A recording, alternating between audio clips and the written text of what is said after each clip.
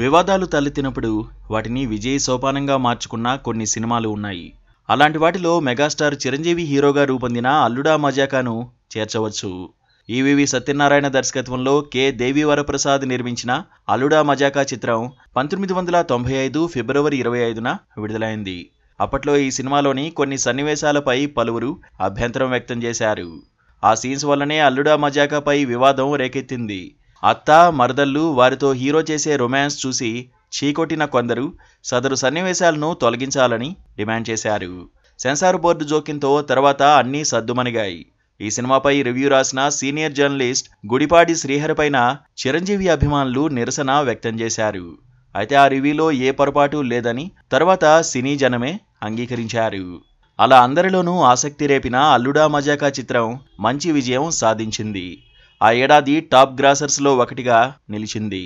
కథ విషయానికొస్తే తనకు అన్యాయం చేసిన వసుంధర, పెద్దయ్యలపై హీరో ఎలా ప్రతీకారం తీర్చుకుంటాడన్నదే కథ.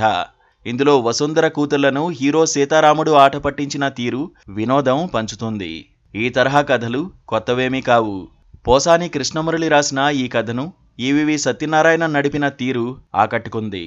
అంతకుముందు చిరంజీవి నటించిన అత్తకు యముడు అమ్మాయికి మొగుడు కథ కూడా అలాగే ఉంటుంది. కాకపోతే అందులో అత్తకు ఒకే కూతురు, ఇందులో ఇద్దరు కూతుళ్ళు ఉండడం తేడా. ఆ తర్వాత వచ్చిన నాగార్జున చిత్రం అల్లరి అల్లుడ్లో ఓ అత్త, ఇద్దరు కూతుళ్ళు ఉంటారు. అందువల్ల అల్లుడా మజాకా వచ్చిన రోజుల్లో ఆ సినిమాను పోల్చారు. ఇలా జనం నోళ్లలో నానుతూనే సినిమా సక్సెస్ రూట్లో సాగిపోయింది.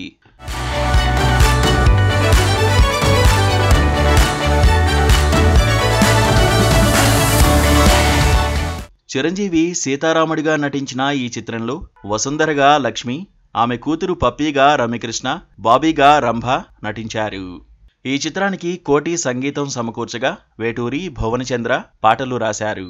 మా ఊరి దేవుడు, అత్తో అత్తమ్మ కూతురో, చిన్న పాపకేమో చీరకాస్తా అంటూ సాగే పాటలు అలరించాయి. ఈ చిత్రం 20కి పైగా కేంద్రాల్లో శతదినోత్సవం చూసింది.